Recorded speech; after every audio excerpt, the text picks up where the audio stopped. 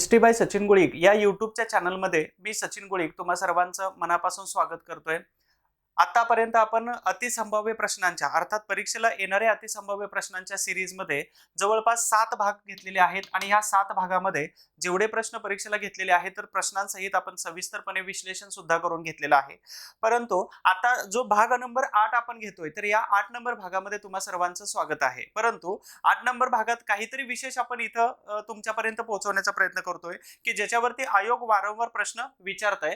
तर या विशेष भागामध्ये काय येणार आहे तर भारतीय रेल्वे म्हणजे ब्रिटिश ईस्ट इंडिया कंपनी किंवा त्या अगोदर त्याच्यानंतर सुरू झालेले भारतातील साम्राज्यशाही व्यवस्था जी असेल अर्थातच ब्रिटनच्या सरकारची, तर या सगळ्यांकडून भारतातील व्यापार असेल किंवा अर्थशास्त्रीय दृष्टिकोनातून जल वाहतुकीसाठी तर वाहतुकीसाठी त्यांनी रेल्वे ही सोयीसुविधा उपलब्ध केलेली होती भारतामध्ये।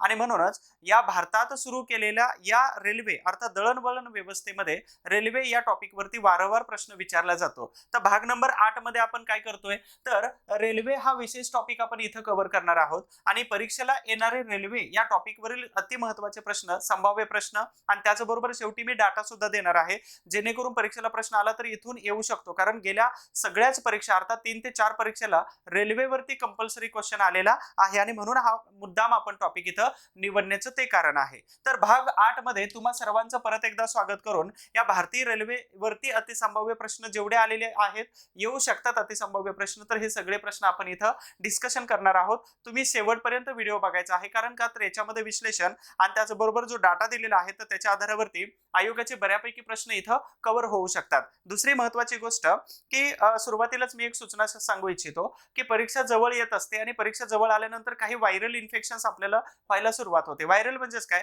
तर वातावरण बदलल्यानंतर जशी माणसाची तब्येत खराब होत जाते तशीच प्रकारे आपली मानसिकता सुद्धा खराब होत जाते। मग मानसिकता खराब होण्यामध्ये वेगवेगळी कारणं मी नंतर सांगणार आहे, परंतु सुरुवातीला आहे की तुम्ही जर नाही केलं ना तर दुसरा कोणीतरी करतोय।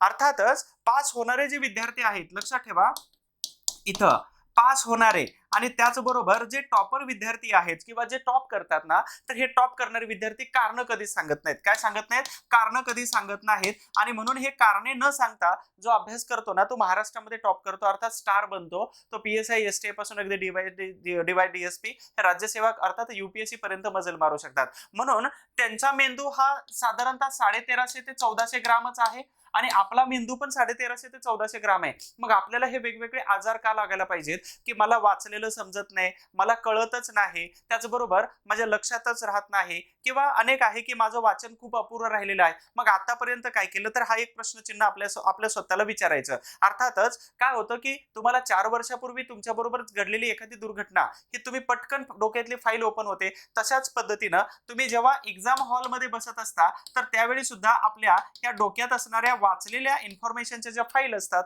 ऑटोमॅटिक ओपन होतात। फक्त मनाचे खेळ आहेत हे। अर्थातच हे काय तर गेम ऑफ माइंड आहे आणि या गेम ऑफ माइंड मध्ये म्हणजे MPSC is the game of mind आहे आणि याला तुम्ही जर पॉझिटिव्हली घेतलं तर 100% सांगतो तुमचा रिझल्ट किंवा तुम्ही या कॅटेगरीमध्ये कन्सिडर केले जाता। म्हणून कधी लक्षात ठेवायचं पास होणारे बहाणेबाजी कधी करत नाहीत, कारण कधी सांगत नाहीत आणि दुसरी गोष्ट डिमोटिवेट कधीच होत नाहीत। दुसरी गोष्ट महत्त्वाची, एमपीएससी सुरुवात करत असताना चॉईस तुम्ही केली ना की एमपीएससी ने केलेली की तू हे कर किंवा तुझ्या दारामध्ये येऊन उभा राहिले की ही एमपीएससी कर, चॉईस तुमची आहे तर तुम्हीच पास व्हायचंय। दुसरी अजून एक महत्त्वाची गोष्ट, हारण्यासाठी सुरुवात केली का? कधीच नाही। तर जिंकण्यासाठी सुरुवात केली ना मग जिंकायचं तर शेवटपर्यंत लढलं पाहिजे।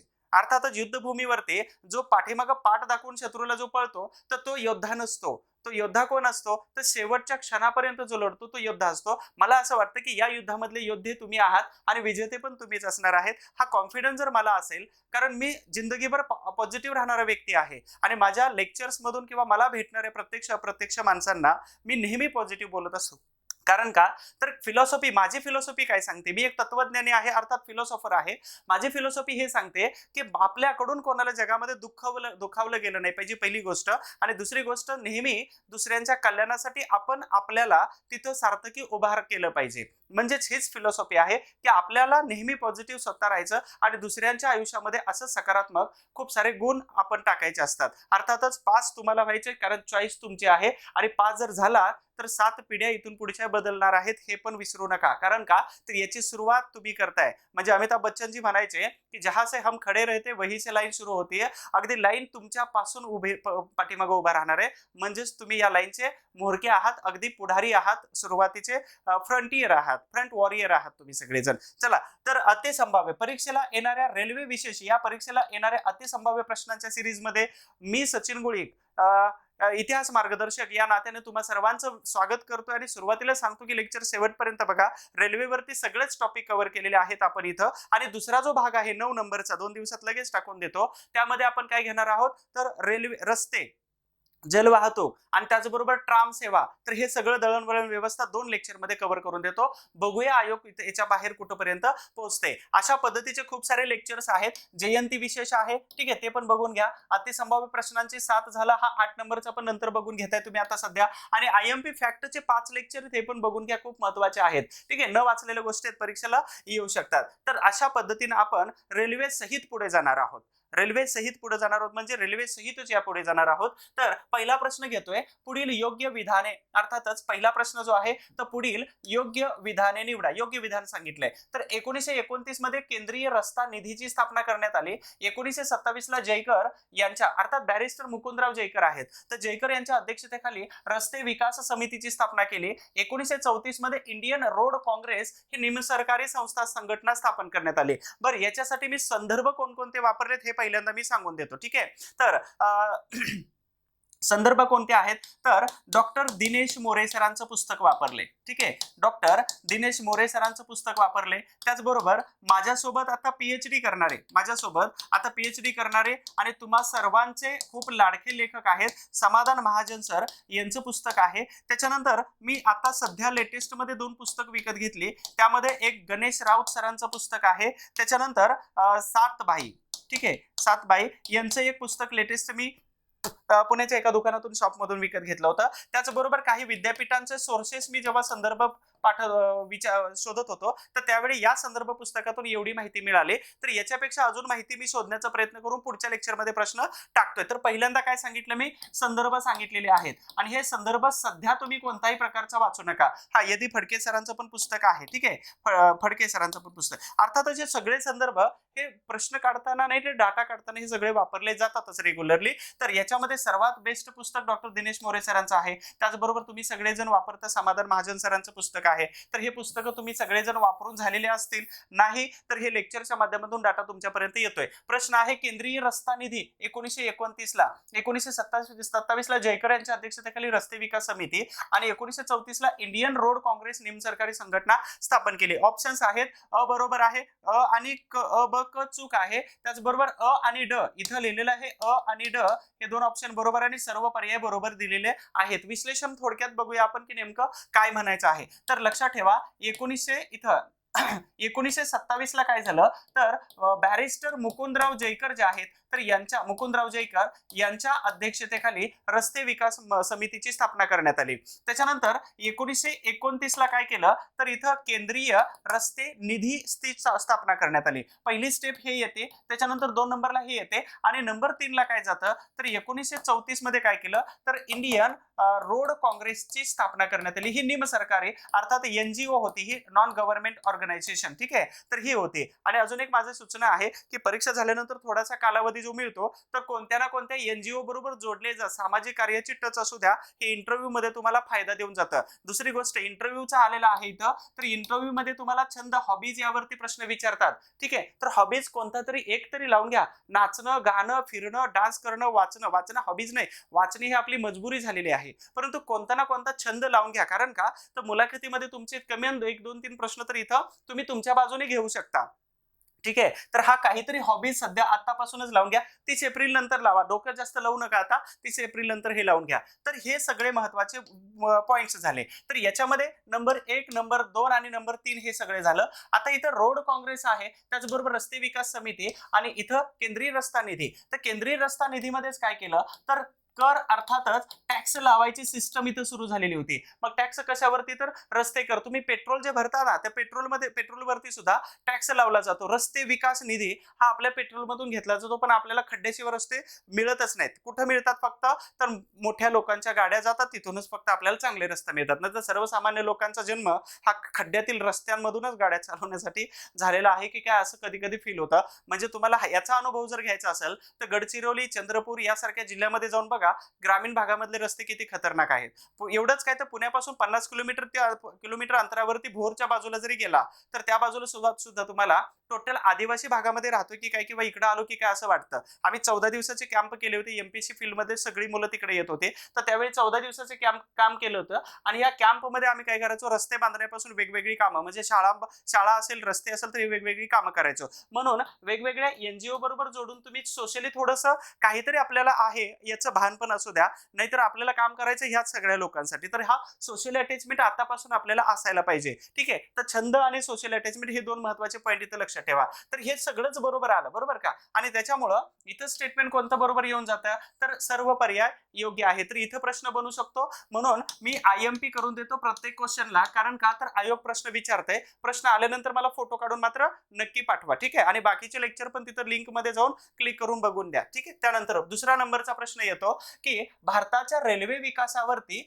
दुसऱ्याच्या पत्नीला सजविण्याचा प्रकार अशी टीका खालीलपैकी कोणी केली होती? आय थिंक हा आयोगाला आलेला प्रश्न असावा, किंवा आलेला जरी नसला, आलेला नाही हा प्रश्न, पण येण्याची शक्यता आपल्याला नाकारता येत नाही. रेल्वेवरती टीका कोणी केली होती? की मला हिंदू आणि मुस्लिम या दोन बायकांपैकी मुस्लिम बायको जास्त आवडते असं म्हटलं होतं. तसंच ते कोणी ब्रूमफिल्ड फुल्लर यांनी म्हटलं होतं बंगालमध्ये, तर बंगालच्या फाळणीच्या दरम्यान. पण इथं दुसऱ्याच्या बायकोला, दुसऱ्याची पत्नी, बायको ही दोनच आले होते. तर दुसऱ्याच्या पत्नीला सजवण्याचा प्रकार अशी टीका खालीलपैकी कोणी केली? लोकमान्य टिळक, इथं ब्राईट आहेत. त्यानंतर नाना शंकर सेठ आणि डलहौसी. तर नाना शंकर सेठ हे काय असं म्हणू शकत नाहीत. लॉर्ड डलहौसी मराठी वाक्य थोडी वापरणार आहे, किंवा इंग्रजीमध्ये अशा प्रकारचं वाक्य सुचण्यासाठी डलहौसी थोडी फिलॉसॉफर होता, किंवा त्यांनी भारतीय तत्वज्ञान थोडी वाचलेलं होतं. ब्राईट कोण होता? ते गिरण्यांचा मालक होता. आणि ह्या ब्राईटच्याच प्रयत्नामुळं काय केलं होतं, हा म्हणजे गिरण्यांचा हा मालक असल्यामुळे याला असं वाटलं होतं की भारतामध्ये सर्वात जास्त उद्योगधंद्यासाठी, अर्थात दळणवळण याच्यासाठी ही रेल्वे खूप महत्वाची आहे. आणि त्याच्यामुळे काय केलं, तर हा ब्राईट मात्र याच्या प्रयत्नामुळे भारतामध्ये काही समिती किंवा पेनिन्सुला वगैरे बनवलं आणि 53 ची रेल्वे सुरू झालेली होती. तर यांनी पाठपुरावा केलेलाच होता. कधीपासून? 1845 नंतर मालक ब्राईट यांनी प्रयत्न केलेले होते. तर इथं 1919च्या दरम्यान लोकमान्य टिळक यांनी काय केलं होतं, 1919च्या दरम्यान म्हटलं, एक्झॅक्ट वर्ष पुस्तकात नाही दिलेलं, पण 1919च्या त्यांनी दुसऱ्याच्या बायकोला, पत्नीला सजविण्याचा प्रकार अशी टीका लोकमान्य टिळकांनी भारतीय रेल्वेवरती केलेली दिसून येते आपल्याला. तर असे मात्र काही प्रश्न तुम्हाला विचारले जातात ज्याच्यावरती आयोग पटवून बसलेला आहे. दुसरी महत्वाची सूचना आहे, एक काम दोन कराल, मला या सोशल मीडियाच्या माध्यमातून आम्हाला बोलण्याची संधी मिळते, तुमच्यापर्यंत असे नवनवीन काही विचार मांडण्याची संधी आम्हाला मिळते, आणि तुम्ही फॉलो केलं तर त्याच्यासारखा आनंद आम्हाला दुसरं कोणताच नाही. एक 2-3 गोष्टी सांगतो, त्या फॉलो करा, कारण उन्हाळ्याचे दिवस आहेत. ठीक आहे. तुम्ही हे लेक्चर हिवाळ्यामध्ये जर बघितलं तर पुढच्या वेळी उन्हाळ्यामध्ये करा, आणि पावसाळ्यात जरी बघितलं तर त्याच्या पुढच्या वर्षी काय करा, तर डायरेक्ट उन्हाळ्यामध्ये हे ऍप्लिकेशन करा. ठीक आहे. तर उन्हाळ्यामध्ये खूप सारे पक्षी राहतात बघा, आणि जंगलामध्ये सिमेंटची जंगल उभा राहिल्यामुळे पक्ष्यांना पाणी मिळत नाही. तर तुमच्याकडून असा प्रयत्न आहे, मला अपेक्षित आहे की त्यांना पाणी पिण्यासाठी प्लास्टिकच्या बॉटल्स, पैसे खर्च न करता प्लास्टिकच्या बॉटल्सला व्यवस्थित बांधून झाडावरती टाकण्याचा प्रयत्न करा. हे माझ्यासाठी तेवढं काम कराल, हे माझ्याकडून काही महत्वाचं सांगणं आहे. दुसरी महत्वाची गोष्ट आहे की तुम्ही वाढदिवस जे साजरा करता हजारो रुपयाचा खर्च करून, तर त्याच्याऐवजी कुठेतरी ऑर्फन चाइल्ड असतील, किंवा HIV पॉझिटिव्ह काही मुलं असतात, त्यांचे काही आश्रम्स असतात, किंवा वृद्धाश्रम असतात, तर अशा ठिकाणी जाऊन वाढदिवस साजरा करा. तर सोशली अटॅचमेंट थोडीशी राहते. आणि त्यामध्येच अजून एक मला सांगावंसं वाटतं की वृक्ष लागवड जर करता आली तुम्हाला, थोडीफार का असेना, 5-10 तुमच्या पैशाच्या कॅपॅसिटीनुसार, तर हे दोन गोष्टी तेवढ्या करा चला. कारण का, तर माणसाला आयुष्यभर ऑक्सिजन, किती वृक्ष लागतात आयुष्यभर ऑक्सिजन पुरवण्यासाठी? एका माणसाला 18 लावतात, आणि आपल्या 18 वर्षामध्ये एक जरी झाड लावलं तर 18 होऊन जातात. मग प्रत्येक वाढदिवसाला 2-3 झाडं लावण्याचा प्रयत्न करा. आणि तिसरी सर्वात महत्वाची गोष्ट कोणती राहील तर रिस्पेक्ट करा. कोणाकोणाचा? तर मी खूप सुंदर एक गाणं व्हॉट्सअपवरती जेवढे नंबर आहेत माझे, तर ह्या सगळ्या नंबरला एक गाणं पाठवलं होतं, इमोशनली होतं आणि तुम्हा सगळ्यांना खूप भाविक आणि भावुक होऊन ते ऐकलं होतं आणि खूप आवडलं होतं. तर अच्छा, ते गाणं पाहिजे असेल तर नंबर दिलेला आहे, या नंबरवरती कुठे गेला माझा नंबर, तर या नंबरवरती फोन करा. परत एकदा ते गाणं पाठवतो मी, टेलिग्रामला टाकलेलं आहे ऑलरेडी मी ते गाणं, ठीक आहे. या नंबरवरती व्हॉट्सअप करा मला, मी तुम्हाला सेव्ह करून ते गाणं वगैरे पाठवतो किंवा अपडेट पाठवत जाईल नंबरवरती.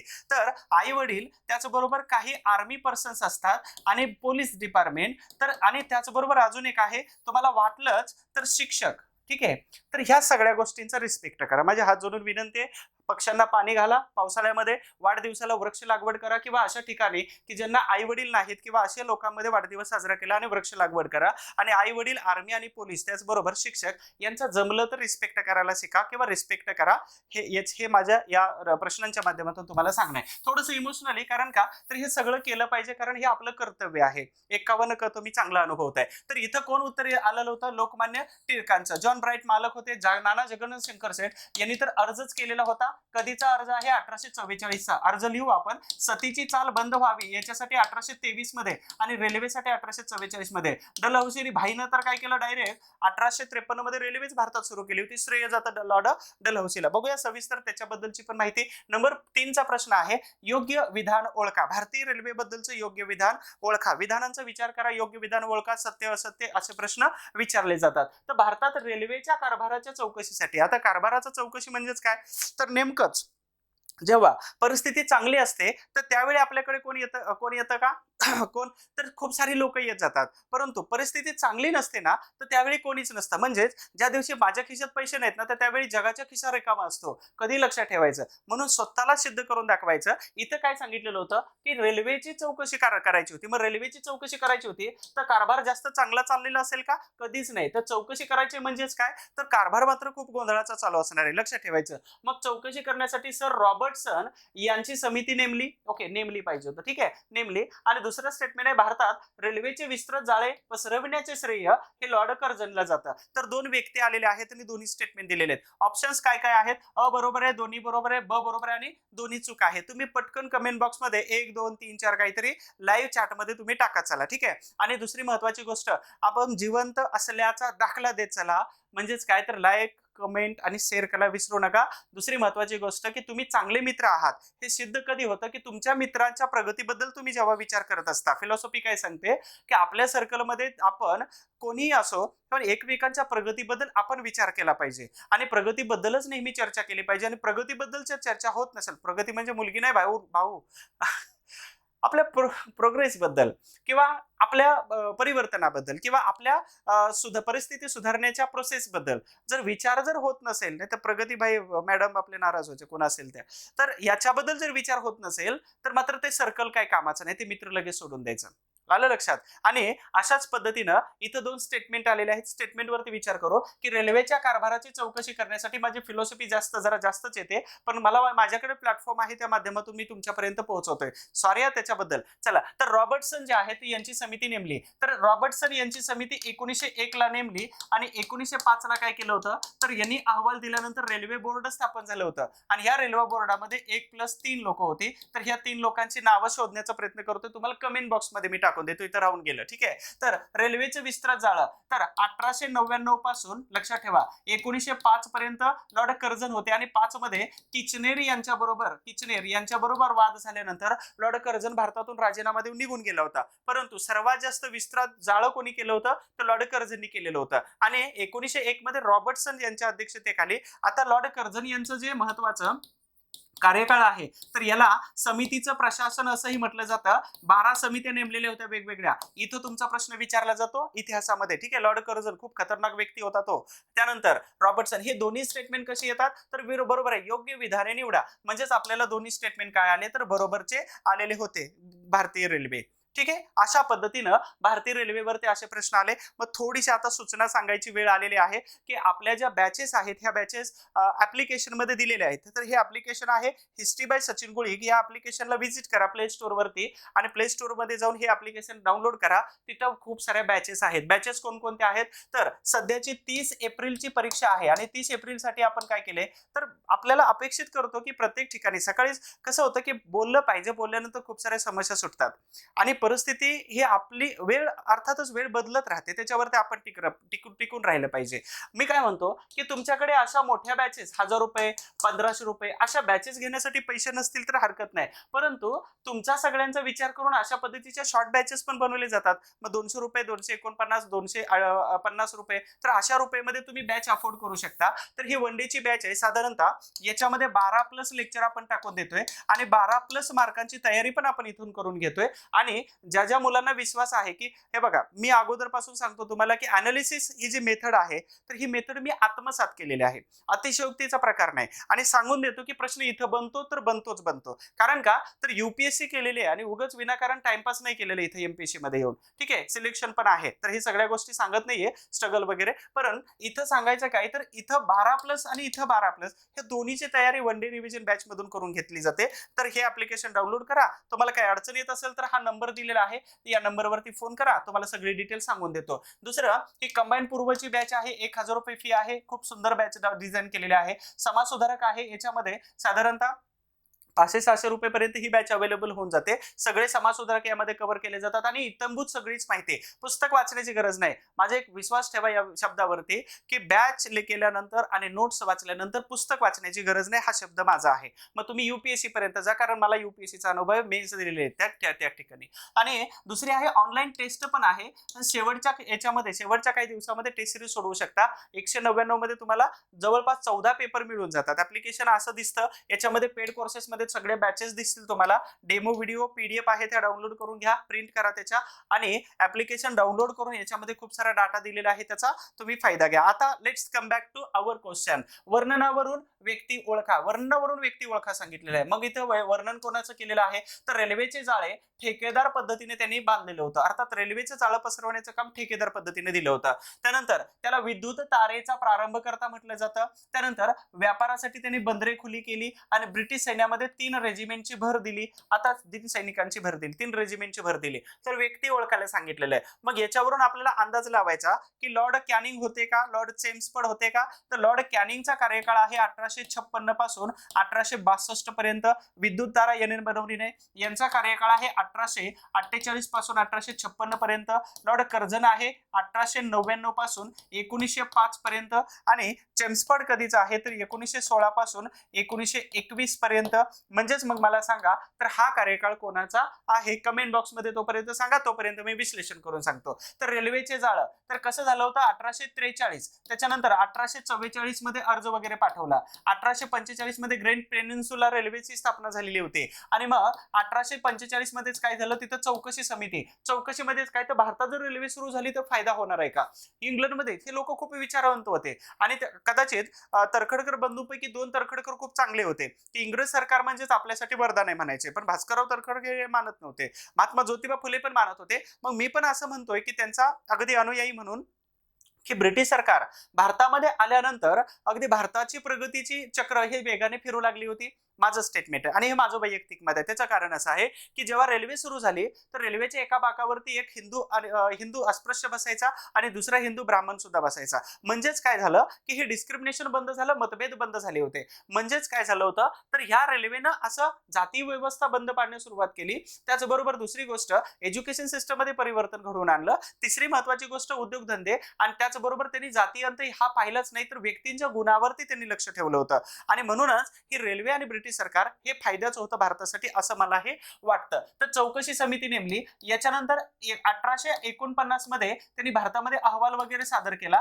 1853 मध्ये भारतामध्ये त्यांनी डायरेक्ट रेल्वे सुरू केली, ही मुंबईमध्ये. आणि 1854 मध्ये कलकत्ता, हुबळे, हावडा या ठिकाणी रेल्वे सुरू केली. तर हे सगळे जे रेल्वेचा इतिहास सांगणारे वर्ष जे आहेत, तर ह्या वर्षामध्ये तुम्हाला हेच आपल्याला बसतं. पण इथं हे वर्ष इथपर्यंत आले, म्हणजेच आपला तुम्हाला सगळ्यांना अंदाज आला असेल की व्यक्ती कोण होते, तर लॉर्ड डलहौसी हे व्यक्ती इथे येऊन जातात. आता लॉर्ड डलहौसी यांनी काय केलं होतं, सर्वात महत्वाचे एक सिद्धांत म्हणजे चालतात खालसा धोरण राबवलेलं होतं. तर ह्या खालसा धोरणावरती तुम्हाला 100% क्वेश्चन विचारला जातो. ठीक आहे, तर हे खालसा धोरण मी इथे कव्हर करतो. खालसा धोरण 3 गोष्टीवरती आधारित होतं. पहिली गोष्ट कोणती आहे, तर दत्तक वारसा नामंजूर. ठीक आहे, पहिली गोष्ट. दुसरी गोष्ट कोणती येते, तर प्रशासनाचा गैरप्रशासनाचा आरोप ठेवायचा आणि सर्वात महत्वाची तिसरी गोष्ट कोणती येते तर डायरेक्ट त्या सरकारबरोबर त्या संस्थानाबरोबर युद्ध करायचं. तर 1, 2 आणि 3 या गोष्टीवरती त्यांनी खालसा धोरण राबवलं.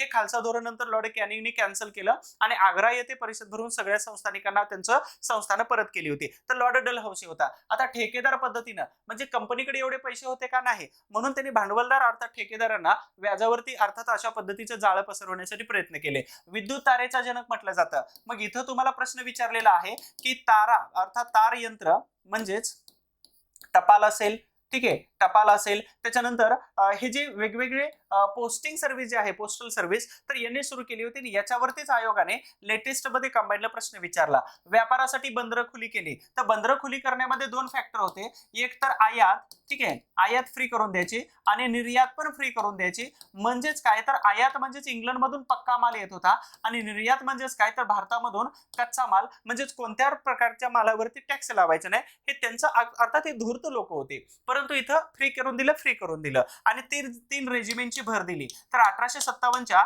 उठावामध्ये ह्या रेजिमेंटचा खूप सारा फायदा झाला होता लॉर्ड कॅनिंगला. तर ही 3 रेजिमेंटची भर झालेली होती, याने घातलेली होती. तर अशा पद्धतीनं लॉर्ड डलहौसी आपल्याला महत्वाचे सापडून जातात. आता उद्योग आणि त्याचं वर्ष हा थोडासा वेगळा क्वेश्चन टाकलाय, पण रेल्वे ऍड केलेली मात्र आहे. त्याला सोडलं नाही रेल्वेला शेवटपर्यंत, ठीक आहे. तर तुम्ही बोर व्हाल म्हणून जास्त रेल्वे नाही घेतले, नाही तर मग या रेल्वेत बसून तुम्ही कुठं तर गायब व्हाल.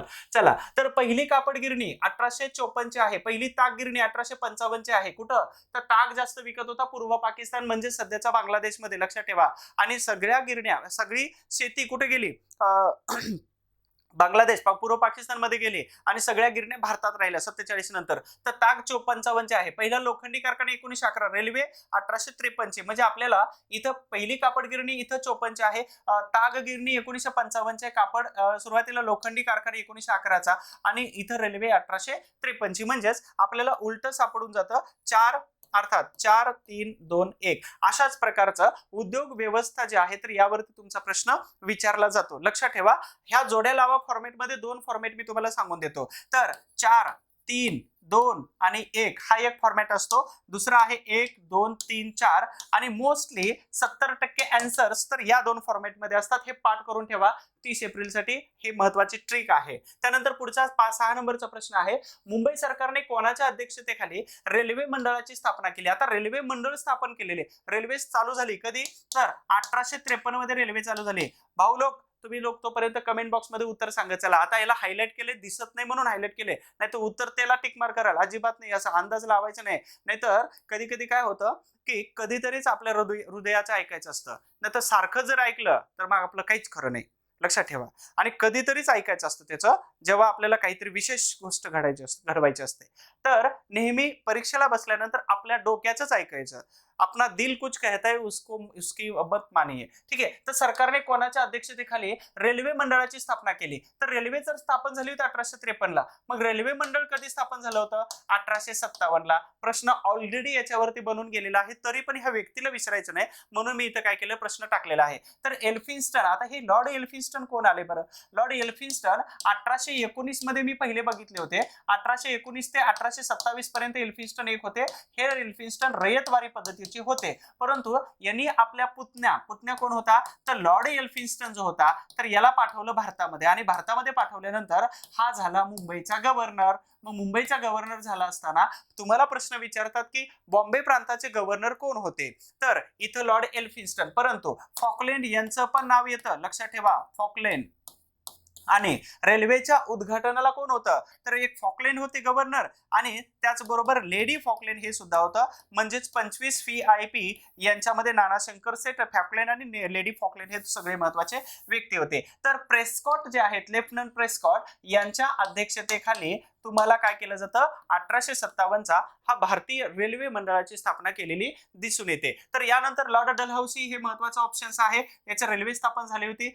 लेफ्टनंट नेल्सन हे रेल्वे चौकशी आणि एल्फिन्स्टन इथं आलेले आणि प्रेस्कॉट हे त्याचं उत्तर आहे. प्रश्न परत परत रिपिटेशनचे चान्सेस आपल्याला नाकारता येत नाहीत, हे पण लक्षात ठेवा. त्यानंतर पुढचा प्रश्न आहे रेल्वेचा अर्थसंकल्प विचारला जातो आणि परीक्षेला येण्याची शक्यता आहे. तर भारतात पहिला रेल्वे अर्थसंकल्प आता कोणत्या वर्षी सादर करण्यात आला होता? मी वर्ष तर याचं सांगून देतो, परंतु मला एका प्रश्नाचं उत्तर कमेंट बॉक्स मध्ये जरूर सांगा की रेल्वेचा अर्थसंकल्प कोणत्या वर्षी मर्ज करण्यात आला सर्वसामान्य अर्थसंकल्पामध्ये. आता सध्या काय विचारतोय मी, तर याचं उत्तर काय आहे, तर भारतात रेल्वेचा अर्थसंकल्प कोणत्या वर्षी सादर करण्यात आला पहिल्यांदा, तर 1954 मी डायरेक्ट उत्तर देऊन देतोय. परंतु गंमत अशी आहे की प्रश्न इथं बनू शकतो, क्वेश्चन येऊ शकतो या ठिकाणी, आणि याला विसरू नका की 1924 ला. पण माझा होमवर्क तुमच्यासाठी हा राहील कोणता, की हा अर्थसंकल्प एकत्र कधी करण्यात आला. ठीक आहे, एकत्र कोणत्या वर्षी करण्यात आला, वर्ष शोधायचे. त्याच्यानंतर हा अर्थसंकल्प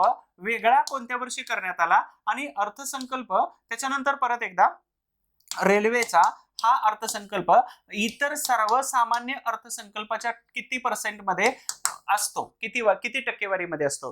तर हे एवढे प्रश्न तुम्हाला विचारले जाण्याची शक्यता आहे. तर एवढं बघा. त्याच्यानंतर अर्थसंकल्प कोणी मांडला, खूप महत्वाचा आहे. अर्थसंकल्प कोणत्या व्यक्तीने मांडला, त्याच्यानंतर वेगळा मांडत असताना कोणी मांडला, आणि एकत्र मांडत असताना कोणी मांडला, शेवटचा कोणता, तर यावर तुमचे प्रश्न बनतात. नंबर 8 चा प्रश्न आहे रेल्वेचाच. तर लहान मुलांना खाणारा राक्षस, अरे फोटो टाकलून चुकी केली मी, फोटो टाकायला नव्हता पाहिजे होता, लगेच तुम्हाला उत्तर सापडून जातं. हे सीएसटी नाही तर बाहेरचं रेल्वे घेतली मी थोडीशी मागून, आयात केली होती, कारण बंदरावरती डलहौसीने काय केलं होतं, तर आयात आणि निर्यात बंद केली, टॅक्स कमी केला होता. त्या दरम्यान मी एक रेल्वे मागवून घेतली फोटो तुम्हाला दाखवायला. तर लहान मुलांना खाणारा राक्षस आणि चाक्या मसोबा हे कोणत्या याच्यामध्ये, ज्ञानोदय वर्तमानपत्रामध्ये लिखाण केलं जात होतं. चाक्या मसोबा ही नावे कोणी दिली होती, तर कोणाला दिली होती, तर विमान सेवा पुढच्या लेक्चरमध्ये, जहाज सेवा पुढच्या लेक्चरमध्ये, ट्राम सेवा पुढच्या लेक्चरमध्ये. राहिलं उत्तर एकच, रेल्वे सेवा. तर रेल्वेला लहान मुलांना खाणारा राक्षस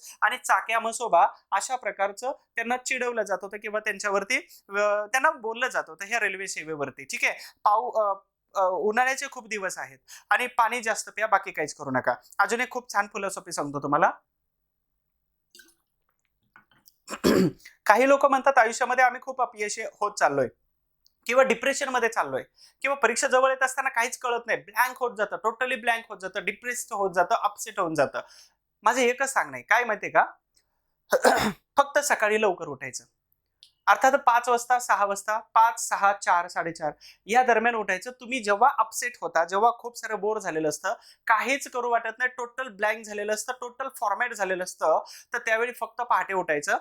पहाटेच उठायचं, काहीच करायचं नाही, फक्त पहाटे उठायचं. हेच गोष्ट करा, कारण हे जगातील सर्वात श्रीमंत व्यक्तीचा हा फॉर्म्युला होता की त्याने सांगितलं की तुम्हाला काहीच करू वाटत नाही ना, त्यावेळी फक्त पहाटे उठा, सगळं काही ते व्यवस्थित सुकर होऊन जाणार आहे. ठीक आहे, फक्त पहाटे उठायला शिका.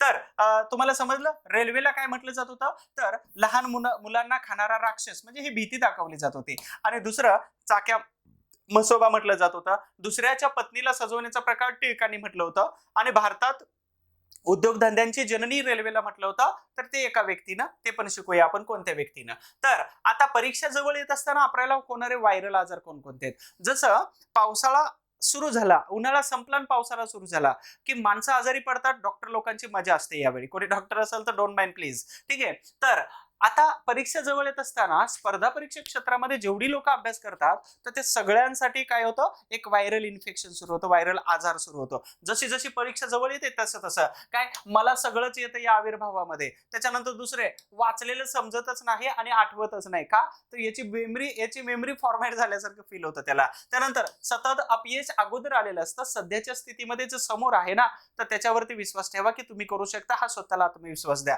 आर्थिक परिस्थिती खूप खराब असते, आणि आर्थिक परिस्थिती खराब असते त्यावेळी आपली सायकोलॉजी राहत नाही, इव्हन बॉडीची स्ट्रेंथ पण कमी होऊन जाते. अशा वेळी काय करायचं, स्टेबल राहायचंय आणि स्वतःला म्हणायचंय काय, तर all is well, all is well. मला फोन करा, ऑल इज वेल वाजून जातं. आणि मी कमीत कमी 2-3 वर्ष माझी रिंगटोनच बदलली नाही, कारण माझं टार्गेट एकच होतं की समोरचा मला फोन केल्यानंतर डिप्रेस जरी असेल ना, तर कमीत कमी त्याला ऑल इज वेल वाटलं पाहिजे हे गाणं ऐकून. त्याच्यामुळं मी ऑल इज वेलची रिंगटोन ठेवली, म्हणजे मला असं वाटतं की तुम्ही सगळेच जणांची परिस्थिती ऑल इज वेलच व्हायला पाहिजे. अभ्यासाची अभ्यासाच्या बाबतीमध्ये मी तर अशी शुभेच्छा देतो, नवीन आर्थिक वर्ष 1 एप्रिलला सुरू झालं होतं की तुमच्या पाठीमाग अगदी ईडी लागावी, सीबीआय लागावी, एवढी संपत्ती तुमच्याकडे यायला पाहिजे. परंतु हे वेगळ्या मार्गाने नाही तर चांगल्या मार्गाने, म्हणजे एमपीएससी फील्डच्या व्यतिरिक्त तुम्ही जे बिझनेस करता, जॉब करता, शॉप चालवता किंवा खूप सारं. मी मध्येच ते भिगवणच्या कॉलेजवरती लेक्चरला गेलो होतो. परिस्थिती खरंच खूप खराब असते ग्रामीण भागामध्ये. आय ऍग्री की मी सिटीमध्ये राहतो, पुण्यामध्ये राहतो आणि तुमच्यापर्यंत पोहोचतोय, परंतु I am also belong from rural. अगदी खूपच खराब एरिया होता की जिथं स्पर्धा परीक्षा हे काहीच माहित नव्हतं. पुण्यामध्ये पळून आलो आणि त्याच्यानंतर हा संघर्षाची परिस्थिती, जेव्हा संघर्ष थांबत होतो ना, तर त्यावेळी यश आणि सक्सेस हे खूप जवळ येत असतं. आणि याच्यासाठी म्हणजे शून्य होतो, आता खूप काही आहे. लक्षात ठेवा, शून्य होतो आणि आता खूप काही आहे. याच्यामध्ये एकच गोष्ट मला मिळते आणि ती म्हणजेच कोणती सापडली, तर सातत्य आणि संयम. म्हणून हे व्हायरल जे आजार होतात ना, वाचू न वाटणे, आर्थिक परिस्थिती, नैराश्य येतं, सतत अपयश येऊन जातं, काही फरक नाही पडत आहे. मला असं वाटतं की कोणाचं तरी मी युट्यूबवरती वाचलं होतं, इंदुरीकर महाराजांना ऐकलं होतं, युट्यूबवरती ऐकलं होतं. तर ते काय म्हणतात की तुम्ही एकदाच पास झालात ना, तर पाठीमागचं सगळं अपयश एका सेकंदामध्ये पुसून जातं. म्हणून मित्रांनो, कन्सिस्टन्सी ठेवा, सातत्य ठेवा. कारण सर्वात याचा सोर्स, एनर्जीचा सोर्स हा मी स्वतः मानतो. कारण का, तर दिवस शून्याचे होते. म्हणजे सांगायचं झालं तर दिवस शून्यातून होते. 1 रुपयावरती 2 रुपयावरती पण पूर्ण दिवस निघायचा. कधीतरी माझी स्पेशल स्टोरी सांगेल. परंतु याच्या बदलाचा जो साक्षीदार असेल ना, तो मी आहे. का परिस्थिती बदलते, हे परिस्थिती बदलण्याचा साक्षीदार मी आहे. त्याच्यामुळे प्रत्येकाने फक्त स्वतःवरती विश्वास ठेवा. तुम्ही करू शकता. व्हायरल इन्फेक्शन आहे याच्याकडे दुर्लक्ष करा. फक्त एकच टार्गेट ठेवा की स्टार हे काही लोक हे रात्री बघतात, आपल्याला दिवसा दाखवायचे त्यांना स्टार, म्हणजेच कुठं तर खांद्यावरती असतात आणि यू आर अ बिकम. ठीक आहे, चला पुढच्या प्रश्नाकडे. 9 नंबरच्या इथं विधानांचा विचार करा सांगितलेला आहे. पहिल्या रेल्वेमध्ये फॉकलँड सह 25 व्हीआयपी होते, मी ऑलरेडी सांगितलं होतं. 21 तोफांची सलामी दिली आणि दुपारी 3:30 वाजता हा प्रवास सुरू झालेला होता. 14 डब्यातून 400 प्रवाशांनी प्रवास केलेला होता आणि सोनेरी पासने प्रवासाची संधी जगन्नाथ शंकर शेट यांना मिळालेली होती. मग इथं विधानांचा विचार करायला सांगितलेला आहे की फक्त क आणि ड बरोबर आहे, क आणि ड बरोबर आहे, दोन्ही पण बरोबर आहेत. ठीक आहे, तर अ ब क ड योग्य आहे, चारही पण ऑप्शन बरोबर आहेत, हे पण बरोबर येतात. त्यानंतर हे अयोग्य आहे, हे बसत नाही आणि हे दोन्ही पण नाही. म्हणजे याचं उत्तर काय येऊन जातं, तर 3 नंबर येतं. अर्थातच मला सांगायचं आहे काय, तर हा डाटा तुमच्यापर्यंत पोहोचवायचा आहे. नाहीतर काही लोक म्हणाल की खूप साधे सोपे प्रश्न टाकताय आणि त्याचबरोबर ते प्रश्नांना उत्तरांना पण टिक मार्क लगेच होते. परंतु आपण काय करतो, तर हे विस्मृतीमध्ये गेलेला असतो हा डाटा, आणि हा डाटा प्रश्नांच्या माध्यमातून ऑप्शन्स मध्ये किंवा वेगवेगळ्या विधानामध्ये टाकून तुमच्यापर्यंत हे ऑप्शन्स पोहोचवायचे असतात. तुमच्यापर्यंत हा डाटा द्यायचा असतो. मग आता सुरुवात करूया. ही रेल्वे कुठून कशी सुरू झाली होती, तर एप्रिलची तारीख आहे. ठीक आहे, एप्रिलची तारीख आहे, वर्ष आहे 1853. 14 डब्यांची रेल्वे होती, 400 प्रवासी होते आणि किती मैल ओढली होती, 21 मैल ओढली होती. किलोमीटर किती, 34 किलोमीटर चाललेली होती. ही रेल्वे बोरीबंदूर मधून निघाली आणि ठाण्याला पोहोचलेली होती. या रेल्वेने साधारणतः 54 मिनिटाचा प्रवास काहीतरी केलेला असावा. थोडंसं टाइम करेक्शन करा, फक्त 54 की 57 मला आठवत नाही. ठीक आहे, तर अशा पद्धतीने ही रेल्वे होती. रेल्वे ओढली होती कोणी, तर 3 इंजिनांनी ओढली होती. सिंध पहिलं, साहिब आणि तिसरं सुलतान. ठीक आहे, तर ह्या 3 इंजिनांनी ओढलेली रेल्वे होती. हिंदू मुस्लिम यांचा समन्वय संगम आपल्याला या इंजिनामध्ये दिसतो. वाफेचे इंजिन होते. ठीक आहे, रॉकेट बनवलं होतं 1823-29 दरम्यान. तर गोल्डन पास म्हटलं जातं याला, आणि ह्या गोल्डन पासने प्रवास करण्याची संधी ही जगन्नाथ शंकर शेट यांना मिळालेली होती. तिथं जो मंडप घातलेला होता, तर ह्या मंडपामध्ये नाना शंकर शेट, फॉकलँड आणि लेडी फॉकलँड यांच्यासह 25 व्हीआयपी लोक होती. आणि या 25 व्हीआयपी लोकांनी अगदी तिथं जी काही फॉर्मॅलिटीज होती ब्रिटिश सरकारच्या धार्मिक धर्म कारणानुसार किंवा धर्मशास्त्रानुसार, तर ती फॉर्मॅलिटी पूर्ण केली आणि मनपामधून हे सगळी लोक लाईन टू लाईन त्या रेल्वेच्या डब्यामध्ये वेगवेगळ्या बसले. अर्थातच एका काही डब्यामध्ये हे 14 लोक, हे 25 व्हीआयपी बसले असतील आणि बाकीचे 400 लोक हे पाठीमागच्या 14 डब्यामध्ये बसलेले होते. आणि समोर 3 इंजिन लावलेली होती. ही रेल्वे 21 तोफांची सलामी दिली आणि त्याच्यानंतर दुपारी 3:30 ला निघाली. साधारणतः 1 तासभराच्या प्रवासानंतर ती ठाण्यामध्ये पोहोचलेली होती. ठीक आहे, आणि कल्याणच्या या एका नदीवरती पहिल्यांदा रेल्वेचा पूल बनवला होता. त्याचा फोटो पुढच्या लेक्चरमध्ये मी शो करून दाखवतो तुम्हाला. तर अशा पद्धतीनं सर्व पर्याय योग्य आहेत. ही रेल्वे कोणी ओढली, किती किलोमीटर गेली? बरं 21 मैल इथं आहे. 24 मैल कुठं जातं? तर हावडा ते हुगळी या ठिकाणी कलकत्त्याला 1854 ची दुसरी रेल्वे ओढली गेली होती. 10 नंबरचा प्रश्न आहे, भारतात रेल्वेची प्रथम लाईन कोणी सुरू केली होती? त्या रेल्वेची प्रथम लाईन म्हणजेच काय? तर हा ट्रॅक जो असतो रेल्वे पळण्यासाठीचा ट्रॅक, रेल्वेचा रोड म्हणू आपण त्याला, ठीक आहे, रेल्वेचा रोड. तर हा रेल्वेची लाईन पहिल्यांदा कोणी सुरू केलेली होती असा प्रश्न विचारलेला आहे. तर लॉर्ड मिंटो आहेत, मोर्ले आणि मिंटो. मिंटो कुठे येतात? तर 1905 पासून 1911 पर्यंत मिंटो येतात. मिंटो आणि रेल्वेचा काय संबंध आहे? Sir John Shore 1789 okay. तर 1789 मध्ये आयोगाची नेमणूक केली आणि 1793 मध्ये यांनी शिफारस टाकली की कायमधारा पद्धत नको आहे, आणि नको आहे म्हटलं तरी पण कायमधारा पद्धत कॉर्नवॉलिसने लावून घेतली होती. जॉर्ज क्लर्क हे त्याचं उत्तर येतं. फॉकलँड जे आहेत तर हे फॉकलँड असं लिहायचंय बरं का, फॉकलँड. तर हे असं आहे. तर हे फॉकलँड रेल्वेच्या उद्घाटनाच्या प्रसंगी तिथं होते. कधी? 1853 मध्ये. हे पण खूप महत्वाचं आहे. आणि अशा पद्धतीनं रेल्वेची लाईन पहिल्यांदा कोणी टाकली? तर ह्या क्लर्क यांनी टाकली. खूप काही नवीन नावे येतात, परीक्षेला अपेक्षित आहेत. उत्तर इथून परीक्षेला यायला पाहिजेत काही क्वेश्चन्स. रेल्वे दळणवळणावरती आले तर पुढची एक वेगळी रेल्वे आली. भारताच्या रेल्वेच्या स्थापनेला आधुनिक उद्योगांची जननी असं खालीलपैकी कोणी म्हटलं? बरं लक्षात ठेवा, आधुनिक उद्योगांची जननी. उद्योग असं म्हटलं तर व्यापार, व्यवसाय, गिरणी आणि उद्योग, ठीक आहे, एवढंच आलं. तर याच्यामध्ये Karl Marx, Macaulay, Behramji Malabari, George Clerk यांनी काय केलं होतं? तर रेल्वेची पहिल्यांदा लाईन टाकली, विषय संपला. बेहरामजी मलबारी आपल्याला कुठे जातात? तर संमती वयाचा कायदा असेल, त्यानंतर अजून काही समाज सुधारणा असतील तर याच्यामध्ये बेहरामजी मलबारी जातात. मेकॉलेला घेऊ आपण 1835 ला कोपऱ्यात, ठीक आहे, 1835 च्या कोपऱ्यात टाकू आपण त्याला. आणि याच्याबरोबर कोण होता? तर विल्यम बेंटिक होतं. हे बाई लोक खूप हुशार होते आणि कदाचित यांच्यामुळेच भारतामधील शैक्षणिक व्यवस्थेला एक वेगळं वळण लागलेलं होतं. म्हणजेच त्यामध्ये जाती धर्माच्या पुढे जाऊन त्यांनी शैक्षणिक व्यवस्था भारतामध्ये एक अति उत्तम डेव्हलप केली होती. समाज सुधारकांना पण एक संधी मिळाली होती की आपण ही अशा प्रकारची धर्मनिरपेक्ष शैक्षणिक व्यवस्था भारतामध्ये लादू शकतो. आणि इनबिल्ट ठेवा समाज सुधारकांची माहिती डोक्यामध्ये, कधी जरी विचारलं झोपे जरी तर आलं पाहिजे. मला सांगा, ऍप्लिकेशन मध्ये किंवा मोबाईलमध्ये तुम्ही एवढा वेळ घालवत असता तर त्या मोबाईलचं सगळं पाठ झालेलं असतं. म्हणजे स्क्रीन जरी तुटली तर अंदाजे त्या फोनवरती टच करून तुम्ही काहीतरी फोन लावता किंवा कोणाला तरी काहीतरी बघत असता, अंदाजे एवढा पाठ झालेला असतो. मला असं वाटतं की शाहू महाराज, महात्मा फुले, डॉक्टर आंबेडकर, वीर शिंदे, पंडिता रमाबाई, महर्षी कर्वे हे 5-6 समाज सुधारक आहेत ना, तर इनबिल्ट करा. आणि विशेष मुलींनो, सावित्रीबाई फुले, पंडिता रमाबाई रानडे या महिलांना तरी पाठ करून ठेवा, फातिमा शेख यांच्या सहित.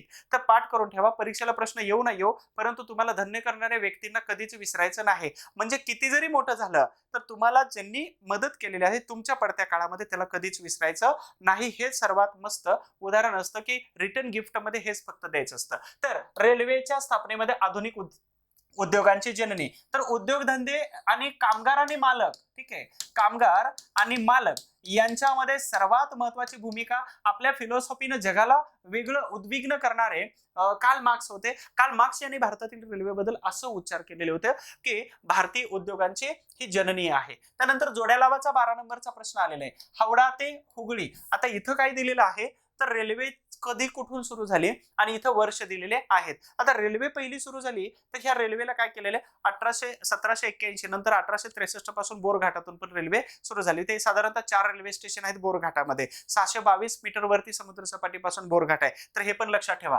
त्यानंतर हुगळी, हावडा ते हुगळी. हुगळी म्हटलं तर कुठे जातं? कर्नाटकमध्ये, ठीक आहे. तर आता इथं हुगळी घेतलेलं आहे. तर हावडा ते हुगळी. हावडा ते हुगळी कुठे जाते?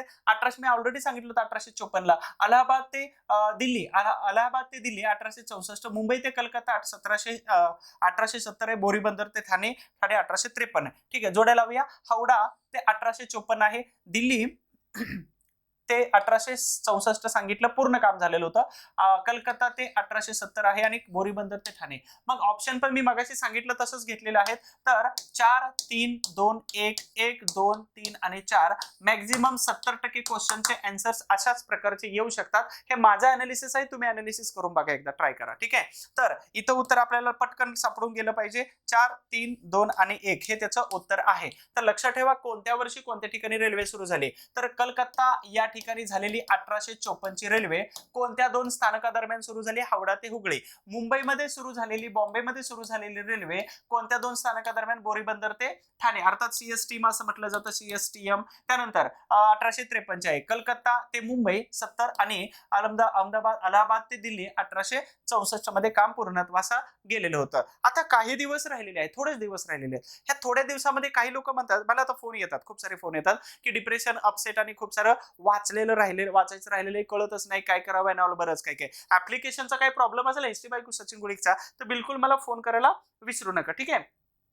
बरं, आता काही दिवसामध्ये असं वाटतं ना की अभ्यास होणार नाही, आपला अभ्यास होणार नाही, आपल्याकडून मुझसे नहीं हो सकता, ठीक आहे, मला करूच वाटत नाही, माझ्याकडून हे होऊ शकत नाही, माझ्याकडून होणारच नाही, सगळं एकच वाक्य बोललो, अर्थ एकच आहे त्याचा. तर असे म्हणणारे महाभाग आणि महाराणी या सगळ्यांनी लक्ष ठेवायचं. ह्या 20, 25, 15, 20 दिवसामध्ये हे जे दिवढे दिवस राहिलेले आहेत त्या दिवसामध्ये जर अभ्यास चांगला केला, काय फॉर्म्युला प्लॅन वरती एक लेक्चर बनवतो, तर 2 दिवसाला एक विषय पूर्ण करा. काय वाचायचंय? तर वेगवेगळ्या शॉर्ट नोट्स मिळतात तुम्हाला, तुमच्या काढलेल्या असो, शिक्षक लोकांच्या असो. आता माझी बॅच घेतली त्यांना मी पटकन उपलब्ध करून देतोय, परंतु बॅच नाही घेतली त्यांना ऍप्लिकेशन मध्ये खूप साऱ्या पीडीएफ दिलेल्या आहेत, तर तिथून पण इतिहास कव्हर होऊन जातो. किंवा टेलिग्रामवरती खूप साऱ्या पीडीएफ टाकलेले आहेत हिस्ट्री फॉर ऑलच्या टेलिग्रामवरती. त्यानंतर 2 दिवसामध्ये एक विषय, म्हणजेच किती दिवस झाले? तर 15 दिवसामध्ये तुमचे साधारणतः किती विषय होऊन जातात? तर 5 ते 6 विषय होऊन जातात. आणि डेली करंट अफेअर्स आणि मॅथमॅटिक्स करा. करंट अफेअर्स आणि मॅथमॅटिक्स, करंट अफेअर्स आणि मॅथ्स या दोघांना हक्काची बायको समजायचं मुलांनी, आणि मुलींनी काय समजायचं? हक्काचा नवरा समजायचं. ज्यांचं लग्न झालेलं आहे, ज्यांचं नाही झालेलं तर त्यांनी हक्काचा भाऊ समजायचं, म्हणजे त्याला पिटता येतं, मारता येतं, ठीक आहे. तर आता या हक्काचा विषय का म्हणतो याला? तर इथं 100% प्रश्न तुम्हाला सुटू शकतात मॅथ्स अँड करंट अफेअर्सचे. बाकी जीएस मात्र तुम्हाला 19-20 करू शकता. तर 15 ते या 25 दिवसाच्या अभ्यासाने तुमच्यामध्ये काय बदल होऊ शकतो? तर नक्कीच बदल होऊ शकतो. तो असा आहे की तुम्ही स्टार बनू शकता. अगदी अंगावरती वर्दे आणण्याची ताकद या 15 ते 20 दिवसामध्येच आहे. दुसरी तुमची सही जी आहे ना, तर ही सहीच आहे. आता ऑटोग्राफ मध्ये बदलण्याची संधी मात्र या दिवसामध्ये मिळू शकते. तुम्हाला कदाचित गुगलवरती सर्च सुद्धा केलं जातं. जसं इतिहासाच्या लेक्चरसाठी तुम्ही तुमच्या मित्रांना फोनवरती सांगू शकता, पवित्र काम करताय की नाही तेवढं तरी, अरे इतिहास बघायचा असेल तर सचिन गुलिग नावाच्या मास्तरला शोधून काढ आणि त्यांचं लेक्चर बघ, लय भारी शिकवतात. किंवा आवडत जरी नसलं तरी सांगत चला त्यांना, त्याला आवडलं तर काय सांगावं, ठीक आहे. तर गुगलवरती तुम्हाला सर्च होऊ शकतं, कारण डायरेक्ट तुम्ही विकिपीडियामध्ये जाता.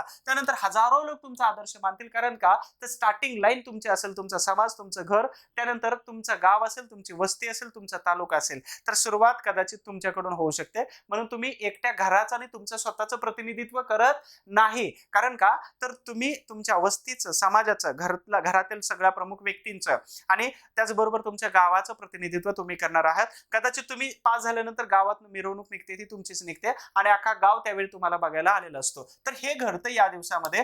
कुटुंबाच्या अपेक्षा खूप साऱ्या आहेत, पूर्ण करू शकता. विशेष कुटुंबामध्ये आई वडील असतील, आई वडिलांच्या अपेक्षा आहेत की चुकीच्या घोड्यावरती पैसे लावलेले नाहीत, हे त्यांना फील झालं पाहिजे. म्हणून दिवसभर अभ्यास चांगल्या पद्धतीचा करा. सत्कार स्वीकारू शकता. आणि ज्यांनी तुम्हाला ब्लॉक केलेला आहे, ज्यांनी तुम्हाला स्किप केलेले, ज्यांनी तुमच्या बरोबर ब्रेकअप केला, किंवा ज्यांनी तुम्हाला सोडून गेलेला आहे, किंवा ज्यांनी तुम्हाला टोकलेले की तुम नाही कर सकते, तर त्यांना अवकाश दाखवण्याची वेळ आता आलेली आहे. अर्थातच त्यांना वेळ घेऊनच तुम्हाला भेटता आलं पाहिजे, अशी परिस्थिती त्यांच्यावरती आणून द्यायची आहे. अर्थातच मुख्य अतिथी, आणि यापेक्षा खूप काही घडू शकतं फक्त तुमच्या ह्या ताकदीच्या अभ्यासावरती. आता जास्त काही पेटवत नाही मी, परंतु तुम्हा सगळ्यांना आतमधून एक इंटरनल एनर्जी आली पाहिजे, एक स्पार्क झाला पाहिजे. आणि 13 नंबरचा प्रश्न आहे की योग्य पर्याय निवडा. 1843 ग्रेट ईस्टर्न रेल्वे कंपनीची स्थापना झाली. त्यानंतर 1844 मध्ये नाना जगन्नाथ शंकर सेठ, जेम्सेजी जीजीभॉय आणि ऑस्क्रीन, लक्षात ठेवा यांचं नाव असं आहे, ठीक आहे, ऑस्किन पेरी यांनी रेल्वेसाठी 1844 ला अर्ज केला इंग्लंडच्या पार्लमेंटला. 1845 मध्ये ग्रेट इंडियन पेनिन्सुला कंपनीची स्थापना झाली आणि वॉर्न क्लिफ, लक्षात ठेवा महत्वाचे व्यक्ती, वॉर्न क्लिफ यांनी रेल्वेच्या उभारणीची परवानगी दिलेली होती. उन्हाळ्याचे दिवस आहे, पाणी जास्त प्या मित्रांनो. तर एवढे सगळे पर्याय दिलेले आहेत. मग आपल्याला शोधायचं आहे काय? तर योग्य पर्याय निवडा. उत्तरावरती लक्ष ठेवायचं आहे. की मग नेमकं काय सांगितलेलं आहे, अ ब क बरोबर आहे, सर्व पर्याय चूक आहेत आणि फक्त ब क ड बरोबर आहे आणि सर्व पर्याय योग्य आहेत. मग मी ऑलरेडी तुम्हाला अगोदरपासून सांगितलेलं होतं हे सगळं डाटा, आणि त्याच्याच आधारावरती डाटा तुमच्यापर्यंत पोहोचावा याच्यासाठी अशा पद्धतीचा क्वेश्चन डिझाईन करून दिला. मग इथं प्रश्नामध्ये बरोबर आहे, तर बरोबर काय येऊन जातं, तर सर्वात महत्वाचं इथं सर्वात महत्वाचं 1843 ला काय केलं, तर ग्रेट ईस्टर्न रेल्वेची स्थापना केली. तर ही ग्रेट ईस्टर्न रेल्वे कोणती होती, तर भारतीय रेल्वे होती, म्हणजे भारतात स्थापन झालेली. ग्रेट ईस्टर्न पेनिन्सुला रेल्वे ही 1845 इंग्लंडची रेल्वे होती आणि भारतात आल्यानंतर त्यानंच कामाला सुरुवात केलेली होती भारतामध्ये. परंतु इथं ग्रेट ईस्टर्न रेल्वे भारतीय होती 1843. 44 ला नाना शंकर शेठ, जमशेदजी जीजीबॉय हे बिझनेसमॅन आणि ऑस्किन पेरी या सगळ्यांनी काय केलं, इंग्लंडला अर्ज पाठवला. 44 ला काय केलं, तर यांच्याच अर्जाच्या अनुसार त्यांनी एक समिती नेमली की भारतात रेल्वे सुरू झाली तर आपल्याला फायदा काय होऊ शकतं का, चौकशी समिती नेमली. 1845 ला चौकशी समितीनंतर ग्रेट इंडियन पेनिन्सुला कंपनी स्थापन झाली. ही कंपनी इंग्लंडमध्ये होती, लक्षात ठेवा, इंग्लंडमध्ये होती. आणि यांनीच नंतर काय केलं, कौल दिला. ठीक आहे, कौल दिला की यस हे भारतामध्ये फायदेशीर ठरणार आहे.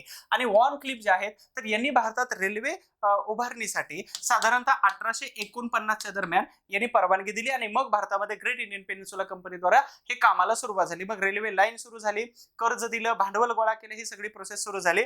मग मुंबईच्या जनतेनं पण भांडवल द्यायचं असं ठरलेलं होतं. तर इथं उत्तर काय येतं, सर्व पर्याय बरोबर आहेत. आय होप तुम्हाला हा डाटा मिळतोय. लक्षात ठेवा, मी तुम्हाला टेलिग्राम वरती याची पीडीएफ देतोय. त्या पीडीएफ मधून ही सगळा झेरॉक्स करा आणि झेरॉक्स करून त्याच्यावरती ही माहिती लिहा, जेवढी माहिती तुम्हाला शेअर करतोय.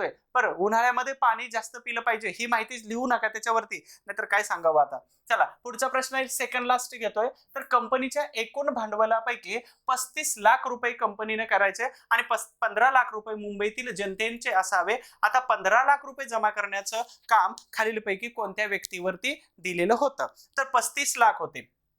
35 लाख कंपनीचे म्हणजेच किती लाख रुपये, तर 50 लाख. ठीक आहे, तर 35 लाख रुपये हे कंपनीनं आणि 15 लाख रुपये मुंबईतल्या जनतेनं. तर मुंबईच्या जनतेनं द्यायचं म्हटलं तर कुठंतरी निधी गोळा केला पाहिजे. मग निधी जर गोळा करायचा आहे तर हा काम कोणाला दिलं होतं, तर प्रेस्कॉट 1857 मध्ये मुंबईच्या रेल्वे मंडळाचे अध्यक्ष होते. वॉन लिप जे होते, तर यांनी काय केलं होतं, परवानगी दिलेली होती, यांचा संबंधच येत नाही. ऑस्किन पेरी जे आहेत, तर ऑस्किन पेरींनी अर्ज पाठवलेला होता जगन्नाथ शंकर शेठ आणि त्याचबरोबर जमशेदजी जीजीबॉय यांच्या बरोबर 1844 ला. मग आता इथं निधी गोळा करण्याचं काम कोणाला आलं, तर मुंबईचे शिल्पकार म्हणून ज्यांना ओळखलं जातं आणि मुंबईला पाणी पुरवठा, गॅस असेल, त्याचबरोबर मुंबईची वाहतूक, जलसेवा, त्याचबरोबर रेल्वे, तर या सर्वांचे फाउंडर कोण होते, तर नाना शंकर शेठ होते. अर्थातच इथं ग्रँड मेडिकल कॉलेज असेल, तर जे हॉस्पिटल असेल, जे स्कूल ऑफ आर्ट असेल, तर ह्या मुंबईच्या स्थापनेमध्ये भरीव कामगिरी करणारे नाना जगन्नाथ शंकर शेठ होते. म्हणून परके अत्र्यांनी त्यांना दिलेला मुंबईचा अनभिषिक्त सम्राट जर कोण, तर नाना शंकर शेठ होते. हा किताब त्यांना सार्थकी ठरतो, कारण यांचं कामच तेवढं ग्रेट होतं. ठीक आहे, म्हणून असंच ग्रेट काम आपल्याला करायचे की जेणेकरून आपल्यावरती ठेवलेला विश्वास आणि आपण दिलेला कोणाला तरी शब्द. अच्छा, अजून एक आहे माझ्यासाठी, अजून एक करा की आपले आई वडील किंवा तुमच्यावरती जे पैसे लावतात ना लोक, तर त्यांना आज फक्त काय सांगायचं, मला काहीतरी बोलायचंय, बोल बाळा, एवढं म्हटल्यानंतर सांगायचं त्यांना की मी तुम्हाला आश्वासन देऊ इच्छिते किंवा इच्छितो की येत्या काही दिवसामध्ये, मग वर्ष असेल किंवा 6 महिने असेल किंवा येत्या परीक्षेमध्ये जास्त कॉन्फिडन्स असेल तर येत्या या काही दिवसामध्ये मी अधिकारी होऊनच दाखवणार आणि तुम्ही माझ्यावरती जो विश्वास ठेवलेला आहे तर त्याला मी कधीच तडा जाऊ देणार नाही परीक्षेच्या बाबतीमध्ये, तर पासच होऊन दाखवणार. फक्त 2च मिनिटं एवढं बोला, जर हिंमत असेल पास होण्याची, एवढंच बोलून दाखवा. आता हे मी मोटिवेशन का करतो, तर याची खूप सारी गरज आहे आणि ज्या मुलांना हे प्रकार आवडत नाही मोटिवेशनचा, तर त्यांनी बघू नका, नाहीतर कमेंट बॉक्समध्ये आपण काय करतो, तर उचलला पेन आणि काहीतरी शब्द लिहून टाकतो. तर असं कोणीही काही करू नका, नसेल तर मग ते वेगळं विचित्र वाटून जातं. तर मला एवढंच वाटतं की तुम्ही सगळ्यामध्ये तो आत्मविश्वास आहे, परंतु तुम्ही काढत नाही. आणि जेव्हा असा कोणीतरी शब्द देतो ना, वचन देतो ना, तर त्यावेळी बघा कसं आपलं स्पीड वाढून जातं. तर तुमचं स्पीड हे आताच्या पेक्षा हजारो पटीने जास्त असणार आहे. 100% सांगतो, लिहून ठेवा. लिहून घ्या माझ्याकडून, की जेव्हा तुम्ही असं वचन देता ना कोणाला तरी की माझ्याकडून हे होणारच आहे, तर त्यावेळी तुमचं स्पीड किती बूम करते हे बघा आणि मला नंतर व्हॉट्सअपवरती सांगा, कॉल करून सांगा की सर असं असं वचन दिलेलं आहे आणि आता कामाचं स्पीड वाढलेलं आहे अभ्यासाचं. चला, तर जगन्नाथ शंकर शेठ यांनी सतीच्या प्रथेसाठी सुद्धा अर्ज केलेला होता. 1833 मध्ये अय्यर, राजा राममोहन रॉय आणि जगन्नाथ शंकर शेठ या तिघांच्या बॉम्बे, मद्रास, बंगाल प्रांतातून सह्या होत्या. 29 मध्ये सतीची चाल बंद झाली आणि इथं 15 लाख रुपये गोळा करण्याचं काम यांनी केलं होतं. त्याचबरोबर ग्रँड मेडिकल कॉलेजमध्ये रॉबर्ट ग्रँट यांचं निधन झाल्यानंतर निधी गोळा करण्याचं काम यांनीच केलेलं होतं. तर इथं जगन्नाथ शंकर शेठ यांना अगदी the great Indian man from Bombay presidency असंही म्हटलं जातं. ठीक आहे, बॉम्बे असोसिएशन अर्थातच यांचीच होती. तर अशा पद्धतीने 14 प्रश्न घेतले. आता 15वा प्रश्न कंप्लीट करण्याच्या अगोदर काही डाटा तुमच्या पुढे आणून देतोय. ह्या डाटाच्या आधारावरती खूप सारे क्वेश्चन बनू शकतात. तर ग्रेट ईस्टर्न रेल्वे हे इंग्लंडला अर्ज पाठवला, नाना शंकर शेठ होते. त्यानंतर बाकीचे अजून प्लस 2 पर्सन होते. तर रेल्वेचे फायदे सांगण्यासाठी इंग्लंडमध्ये कमिशन नेमलं. त्याच्यामध्ये आर मॅकडोनाल्ड हे अध्यक्ष होते आणि त्यांनी शिफारस केली की यस, तुम्ही देऊ शकता परमिशन. 1853 ते 47 पर्यंत 42 कंपन्या स्थापन झाल्या होत्या. यांचं 1941 ला एकीकरण केलं आणि राष्ट्रीयकरण केलं आणि त्याचबरोबर एकच बोर्ड बनवलं, त्याला भारतीय रेल्वे बोर्ड असं म्हटलं जातं. भारतामध्ये 2 प्रकारच्या रेल्वे असतात, लांब पल्ल्यांच्या रेल्वे आणि उपनगरीय रेल्वे. उपनगरी म्हणजे कलकत्ता, बेळगाव, बेंगलोर आणि त्याचबरोबर मुंबई आणि दिल्ली. दिल्लीमध्ये नाही, तर अशा पद्धतीच्या उपनगरी रेल्वे असतात, अर्थात मुंबईची उपनगरी रेल्वे. रेल्वे बांधण्यासाठी 350 कोटी रुपयाचं भांडवल हे भांडवलदाराने दिलेलं होतं. अर्थात ह्या अमाऊंट बद्दल खूप सारी संभ्रमावस्था आहे की एवढाच आकडा आहे की त्याच्यापेक्षा कमी आहे की 50च कोटी आहे. मात्र इथं थोडीशी पुस्तकातला ऍज इट इज रेफरन्स मी घेतलेला आहे. परंतु त्यावरती भांडवलदारांनी जे पैसे दिले त्यावर 5% व्याजदर त्यांनी लावला होता. ठीक आहे, तर हे इंजिन कोणते होते? सिंध, साहिब आणि सुलतान या इंजिनांनी ही 14 डब्यांची रेल्वे 400 प्रवाशांसह साधारणतः 21 मैल म्हणजेच किती ते 34 किलोमीटर ओढली 1 तासापर्यंत. Hyderabad railway, Gwalior सिंधियांची railway, घोलपूर railway एकत्र करून मध्य रेल्वे बनवले. आता ह्या रेल्वेचा विस्तार वाढत असताना झोन बनवायला पाहिजे होते डेव्हलपमेंटसाठी आणि लक्ष ठेवण्यासाठी. त्यानंतर राजपुताना, जयपूर रेल्वे एकत्र करून पश्चिम रेल्वे बनवली. ईस्टर्न पंजाब, जोधपूर, बिकानेर रेल्वे करून उत्तर रेल्वे बनवली. काकोरी रेल्वे कट आहे 9 ऑगस्ट 1925 चा. हा रेल्वे कट HRA नावाच्या संघटनेद्वारा, ज्याची स्थापना 1924 ला झाली होती आणि यांनी काय केलं, केवळ 8 मिनिटांमध्ये काही पैसे आणि काही बंदुका चोरलेल्या होत्या. तर रेल्वे कटाचे सूत्रधार नायक कोणते? रामप्रसाद बिस्मिल होते. ही संघटनेतील सगळे बऱ्यापैकी लोक पकडले गेल्यानंतर ही संघटना बंद पडली आणि 1928 ला ही संघटना बनली HSRA आणि या संघटनेने मग सॉन्डरची हत्या, भगतसिंग, सुखदेव, राजगुरू, चंद्रशेखर आझाद. 1843 ला जॉर्ज जर्विस यांनी इंग्लंड रेल्वे असोसिएशन कंपनी सुरू केली. त्यानंतर लोहमार्गाचं धोरण ठरवण्यासाठी समिती नेमली. त्याच्यामध्ये विलोकबी, कर्नल जर्विस आणि ग्लास हे महत्वाचे व्यक्ती होते. अध्यक्ष होते विलोकबी. ठीक आहे, त्यानंतर इथं प्रश्न बनू शकतो विलोकबी यांच्यावरती. रामप्रसाद बिस्मिल्ला आहे. त्यानंतर सिंध, साहिब, सुलतान आलं खूप सारे. 1845 ला ग्रेट इंडियन पेनिन्सुला रेल्वे बनवली. याच्यामध्ये अध्यक्ष होते वावुर्ली आणि क्लिफ, अर्थातच त्याच्यामध्ये असणारे मेंबर्स होते. तर अशा पद्धतीने रेल्वेचा डाटा परीक्षाभिमुख तर इथं कव्हर केलेला आहे. पण एक प्रश्न शेवटचा राहिला, याच्या आधारावरती शेवटचा प्रश्न पटकन उत्तर सांगायचे याच्यामध्ये की कोणत्या रेल्वे कंपनीने ईस्ट इंडिया कंपनीकडून 99 वर्षाच्या करारावरती बॉम्बे प्रांतात जागा घेतलेली होती. आता 99 वर्षाचा करार म्हणजेच काय, तर जी जागा विकता येत नाही तिला 99 वर्षाच्या कराराने विकत घेता येतं आणि 99 वर्षानंतर परत रिन्यू करता येतं. मग ग्रेट इंडियन रेल्वे आहे 1843 ची. ठीक आहे, भारतीय आहे. इंग्लंड असोसिएशन आहे 1843 च्या दरम्यान सुरू केलेली. जॉर्ज जर्विस यांची ग्रेट इंडियन पेनिन्सुला आहे 1845 चा. मग मला सांगा रेल्वे जागा कशाला घेणार आहे? सिंपल उत्तर सांगितलं मी अगोदर पण बोललो होतो की जागा कशासाठी घेणार आहे हे, तर रेल्वेची स्थापना करायची, रेल्वे पळवायचे आहे आणि रेल्वे पळवायचे आहे तर ईस्ट इंडिया रेल्वे सोसायटी ही कंपनी अस्तित्वात नव्हती. मी असंच नाव काय टाकलेलं आहे. तर रेल्वे चालवायचे आहे. मग रेल्वे चालवायचे असेल तर भारतामध्ये ग्रेट इंडिया रेल्वे भारतीय कंपनीला देणार आहेत का? नाही. जर्विसांच्या इंग्लंड असोसिएशनला संस्थेला देणार आहेत का? नाही. तर इंग्लंडमध्ये स्थापन झालेली 45 ची संस्था ग्रेट इंडियन पेनिन्सुला रेल्वे, तर यांनी जागा घेतली होती 99 वर्षाच्या करारावरती.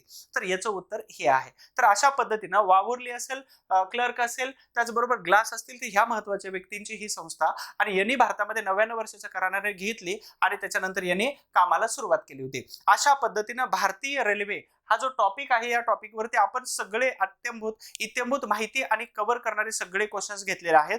आजच लिहून ठेवा की परीक्षेला 60+ मला मार्क आलेच पाहिजेत. एनी हाऊ मी याच्यासाठी काही पण करायला तयार आहे, किती पण तास द्यायला तयार आहे, पण क्वालिटीनं अभ्यास करणार आहे. कारण का तर 60+ जर नाही पडले, अर्थात 60+ पाडण्यापर्यंत आपली ताकद आहे आणि पडू शकतात, हा आत्मविश्वास तुमच्यामध्ये असायला पाहिजे. आता इतिहासाची बॅच आहे, वन डे बॅच आहे, मी ऑलरेडी अगोदर सांगितलं होतं. याच्यामध्ये आपण एका महिन्यामध्ये काय करतोय तर साधारणतः 12+ व्हिडिओ देतोय. हे तुमचे 12+ मार्क कव्हर करून देईल. याची फी ऑनलाईन बॅच आहे, 250 रुपये फी आहे. पटकन ऍप्लिकेशन डाउनलोड करून ठेवा, हिस्ट्री बाय सचिन गुळिक ठेवा, किंवा तुम्हाला डिस्क्रिप्शन बॉक्स मध्ये खाली लिंक दिलेली आहे, त्याच्यावरती क्लिक केलं की ऍप्लिकेशन डाउनलोड होईल.